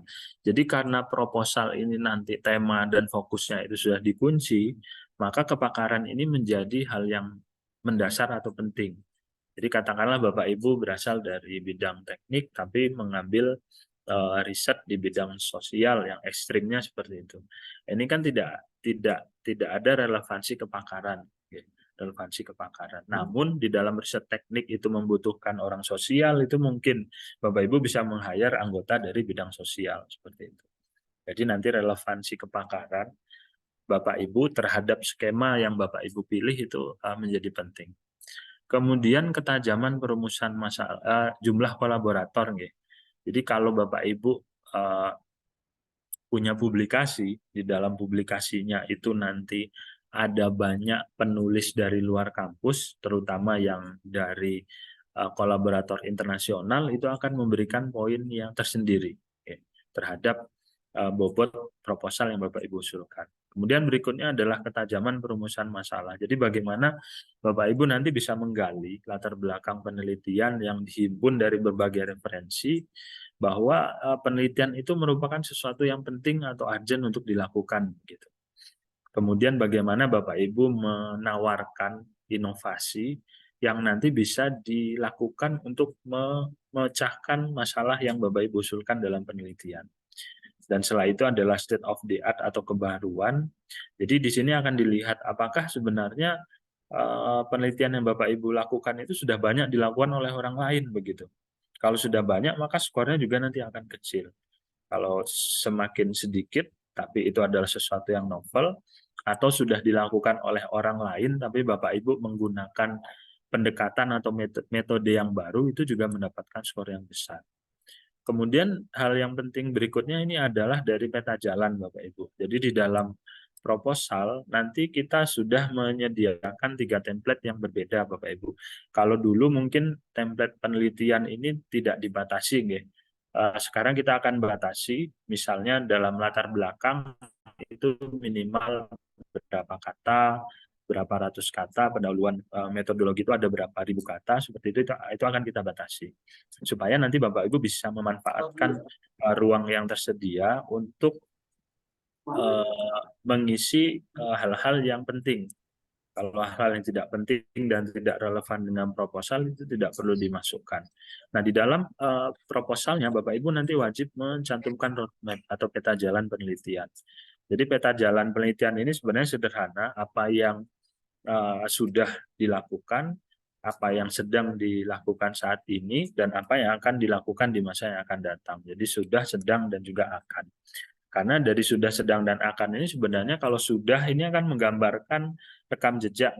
Sedang ini adalah aktivitas riset dari Bapak Ibu, dan akan ini adalah future-nya.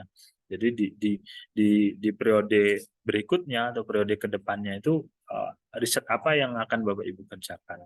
Nah, kejelasan dari roadmap ini yang akan menentukan apakah proposal dari Bapak Ibu nanti bisa memperoleh pendanaan penelitian. Secara umum seperti itu, Bapak Ibu, saya akan coba bukakan template-nya, template dasar untuk penelitiannya yang nanti akan kita gunakan pada saat mengajukan usulan dari pendanaan penelitian. Bapak Ibu. Saya bukakan.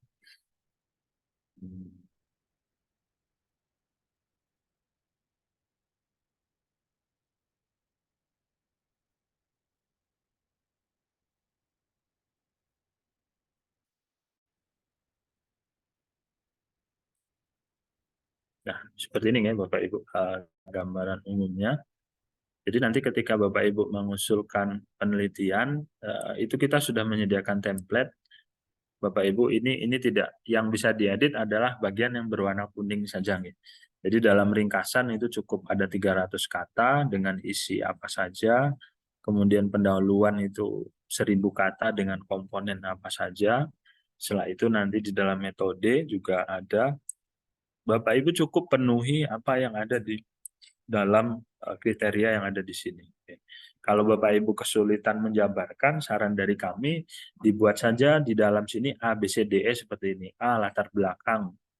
Poin A, latar belakang, kemudian diberi penjelasan. Poin B, pendekatan pemecahan masalah, diberi poin, setelah itu diberikan penjelasan. Atau kalau tidak, ini di bold, di warna hitam seperti itu. Jadi ini sebenarnya hanya untuk mempermudah saja reviewer untuk membaca proposal yang Bapak Ibu susun.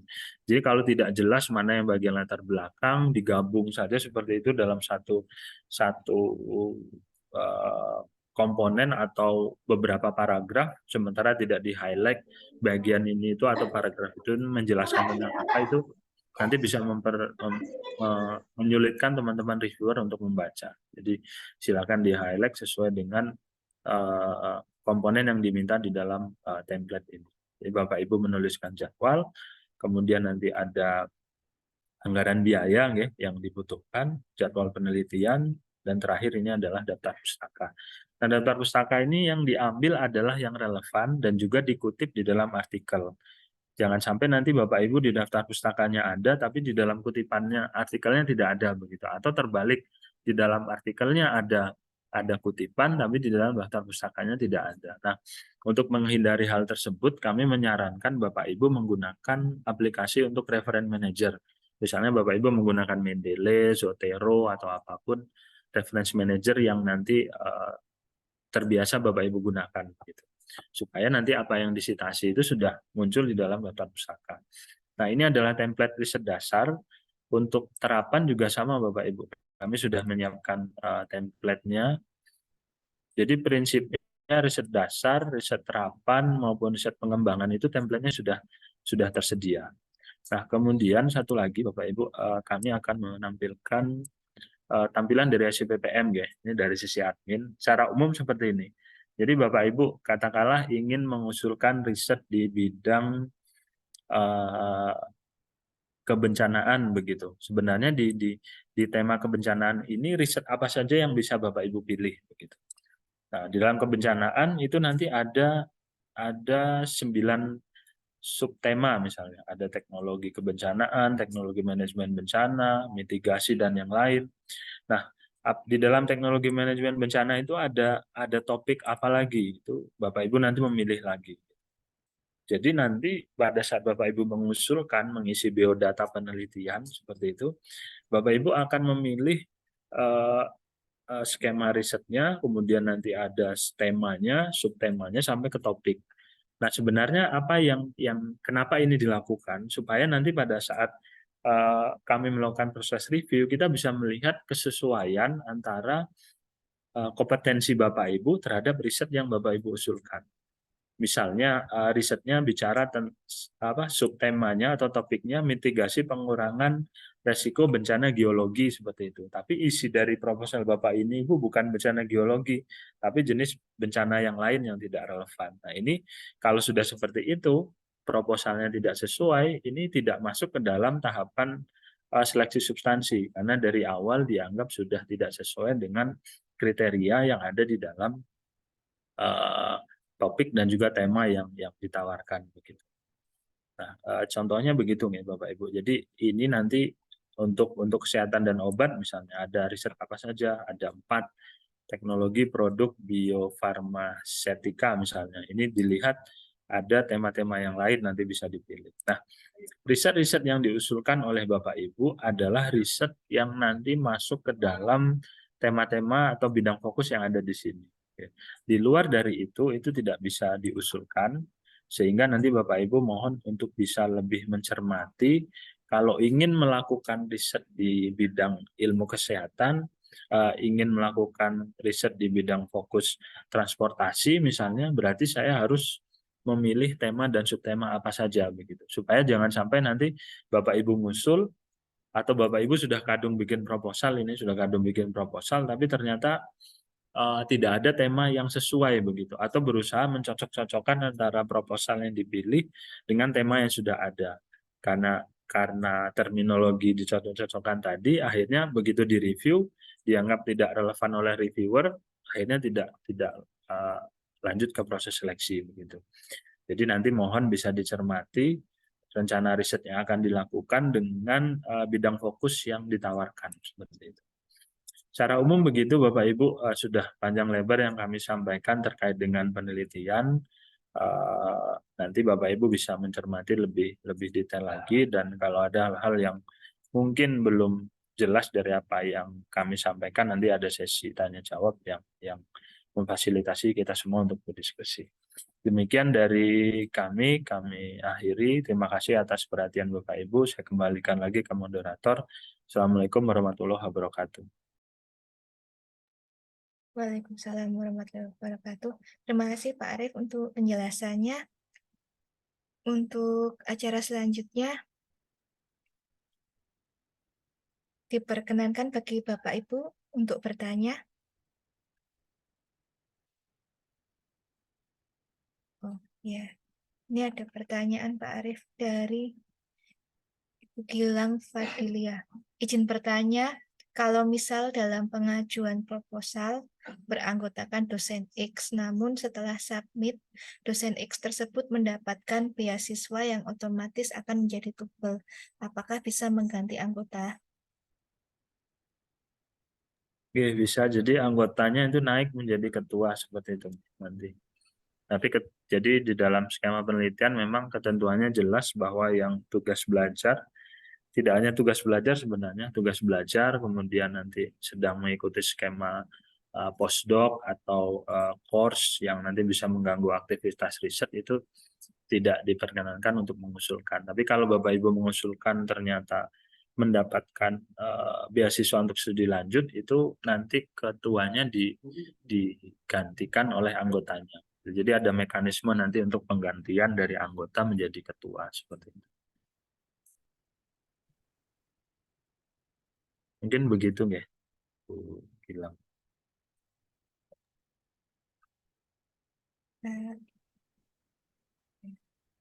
Terima kasih. Oke, terima kasih. Ada lagi yang ingin ditanyakan Bapak dan Ibu? Oh, ada lagi.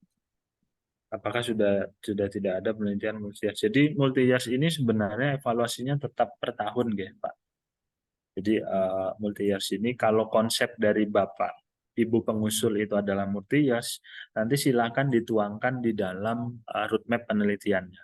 Tapi pendanaan penelitiannya itu tetap dalam waktu 1 tahun. Oke, seperti itu. Jadi silakan nanti dituangkan dalam roadmap, kan akan terlihat, ya. Kalau Bapak Ibu punya roadmap selama 5 tahun, 1 tahun pertama itu meneliti tentang apa, kedua tentang apa, ketiga tentang apa.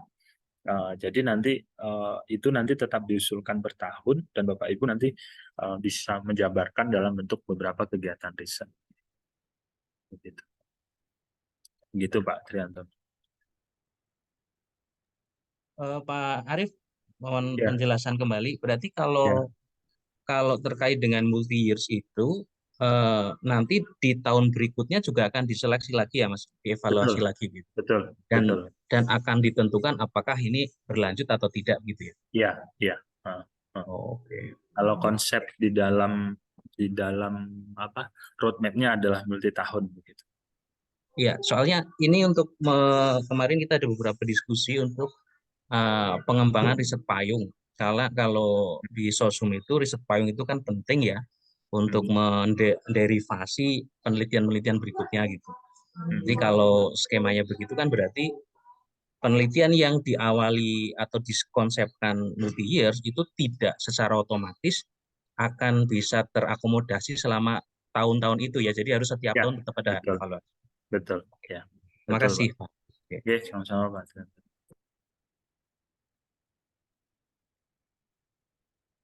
Satu penanya lagi ya, Mas. Nggak apa-apa Oh iya, kalau Oh, ada lagi. satu lagi Pak Arief, sorry. Ini terkait dengan Sinta Score. Itu kan ada beberapa publikasi yang dia ternyata meskipun Sinta 2 itu tidak langsung tersinkron di Sinta. Jadi kemarin saya sudah beberapa teman juga mengalami begitu dan sudah konfirmasi ke Mas Jati kalau tidak salah.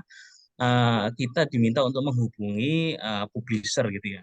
Tetapi juga akhirnya belum ada ini juga, belum ada tindak lanjut yang konkret gitu. Nah, ini gimana? Padahal di beberapa publikasi yang Sinta 2 itu kan skornya agak lumayan juga nih kalau tidak tersinkron. Ini bagaimana menyikapi itu? terkait dengan sinkronisasi memang pertama kita harus memastikan bahwa ID Sinta yang publikasi ini kan awalnya adalah diambil, Sinta itu kan sebenarnya membaca dari Google Scholar nih Bapak Ibu, dari Google Scholar. Jadi kita perlu memastikan bahwa ID Scholar yang kita entry di dalam profil Sinta itu adalah ID Scholar yang sesuai dengan ID Scholar milik kita begitu. Karena kami masih sering menemukan bahwa ternyata ID Scholar yang diambil di profil itu tidak match dengan ID Scholar-nya. Tapi begitu ID Scholar-nya sudah match, kenapa kok publikasi ini tidak terbaca oleh Sintanya begitu, tidak terbaca oleh Sintanya. Nah, biasanya ini adalah metadata yang Sinta ini kan dari metadata yang diambil dari publisher-nya. Jadi memang prosesnya itu dari sisi publisher. Kalau dari sisi kita dari kampus Untidar misalnya, kita hanya bisa menarik data sesuai dengan data yang ada di dalam profil Sintanya. Yang mana data dari profil Sinta itu diambil dari ID Scholar-nya gitu. Jadi prosesnya Pak Trianto memang lebih kepada publisher yang metadatanya itu yang ada di dalam OJS-nya itu sudah sesuai atau belum dengan jenis akreditasinya begitu atau peringkat akreditasinya. Karena kalau dari Untidar sendiri memang kita tidak bisa masuk sampai sejauh itu begitu, Pak Trianto. Oke, ya berarti kualifikasi yang dipakai tetap apa yang ada di Sinta ya Pak Arief. Betul, apa yang jadi, ada di oke, dengan segala persoalan yang tadi itu ya, pokoknya dengan segala persoalannya. Ya karena jujur kita tidak bisa yang kita tarik kan skor ID-nya. ID skor ini kan nempel di ID begitu. Jadi kalau itu tidak terselesaikan memang ya konsekuensinya seperti itu. Oke, betul Pak Arief. Oke, Pak Trianto. Monggo Bapak Ibu yang lain silakan. Mas Megita ini sudah reset. Terima kasih Pak Arief dan Bapak Ibu. Melanjutkan pertanyaan dari Pak Triantono tadi, skor Sinta. Kalau tentang penelitian yang di dalam gimana Pak Arief? Yang di internal itu kan kita nggak bisa menginputkan ya. Heeh. Tidak seperti buku dan HKI dan sebagainya. Nah itu padahal dari 3 tahun terakhir kan sudah beberapa penelitian yang didapatkan dan itu skornya juga lumayan. Itu mohon petunjuknya Pak. Oke, Terima baik. kasih. Terkait dengan penelitian dan pengabdian pendanaan internal, beberapa waktu yang lalu kami sudah mengirimkan surat kepada Bapak Ibu untuk mengisi capaian penelitian yang suratnya itu ada tautan dalam bentuk link Google Sheet, yang di dalam tautan itu nanti Bapak Ibu mengisi judul, nama anggota, besar dana, ID anggota dan yang lain sampai ada banyak kolom seperti itu. Jadi mohon Bapak Ibu nanti bisa mengisi itu karena itu yang akan kami update ke profil Sinta. Jadi dari data yang sudah Bapak Ibu isi, kemudian nanti kami akan unggah di dalam website Sinta, khusus untuk yang sudah berjalan, khusus yang sudah berjalan, dan nanti itu akan masuk ke dalam profil Sinta Bapak Ibu. Nah, untuk ke depan ini memang sudah ada penyesuaian dari sisi sistem. Untuk ke depan ada penyesuaian dari sisi sistem, sehingga ke depan sudah tidak lagi manual input di Excel. Tapi input Excel itu memang kami ambil untuk beberapa waktu terakhir seperti itu. Jadi silahkan nanti Bapak Ibu isi, suratnya itu ada Bapak Ibu tentang update Sinta. Bapak Ibu cari saja di Telegramnya itu ada. Nanti di situ nanti ada tautan untuk mengunggah mengunggah penelitian maupun PKM pendanaan internal. Karena kalau pendanaan Kemeristek kan langsung ditarik oleh sister begitu ya, dan masuk ke dalam Sinta. Mungkin begitu Mas Megita. Jadi sementara yang untuk beberapa tahun berjalan ini mohon bantuannya untuk bisa mengisi dan nanti kami akan unggah ke dalam website Sinta. Oke, siap. Terima kasih. Segera kami isikan. Terima kasih Pak Arief. Oke, makasih Pak.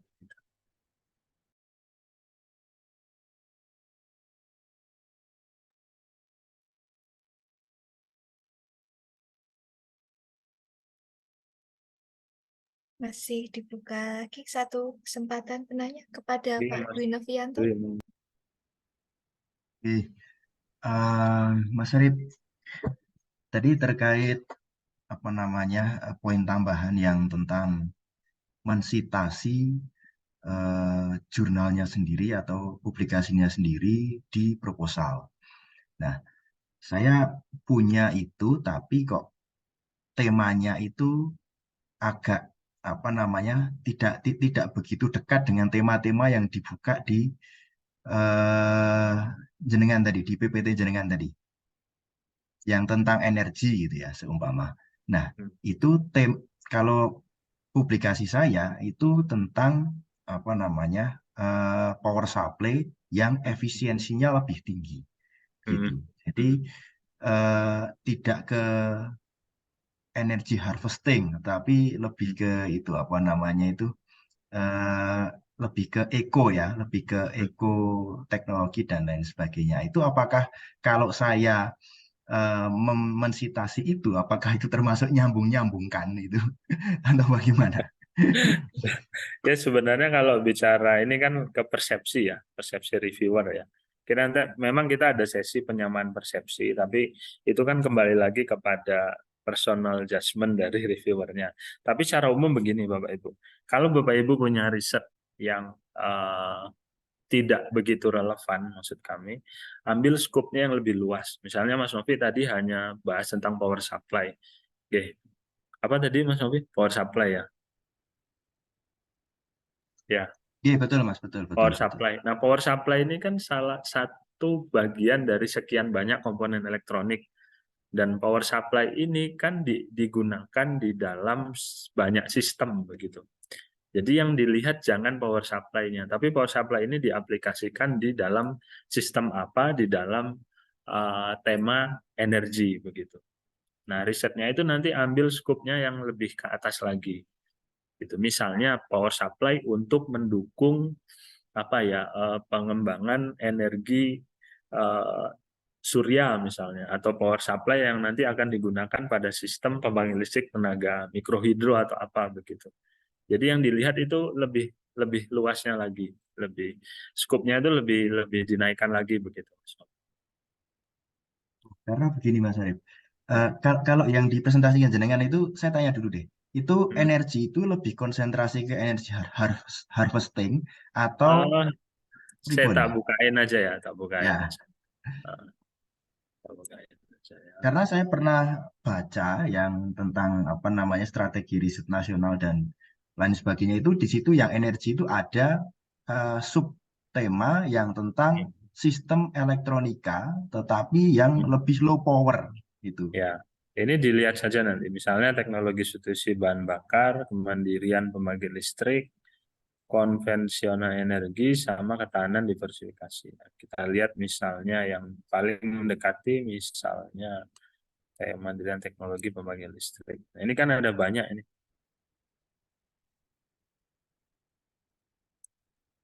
Kemudian ini di panduan nanti bisa dicek detail. Sistem smart grid misalnya. Smart grid lah, katakanlah smart grid. Nanti power supply-nya Mas Dwi kan bisa masuk ke dalam bagian dari Itu sistem. masuk ke nomor 3 bisa ya Mas Ya Arif ya? bisa, teknologi komponen listrik yang mengandung energi, atau Oh, oke. kedua juga bisa begitu.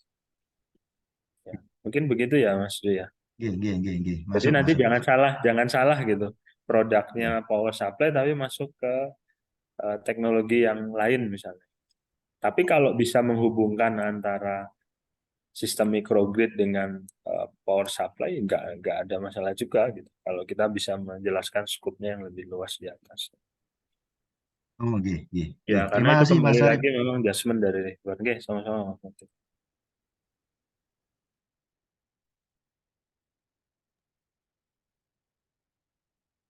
Terima kasih Bapak dan Ibu atas waktunya untuk kegiatan sosialisasi. Kita tutup ya Mas ya. Oke, kalau sudah tidak ada yang bertanya lagi, memang.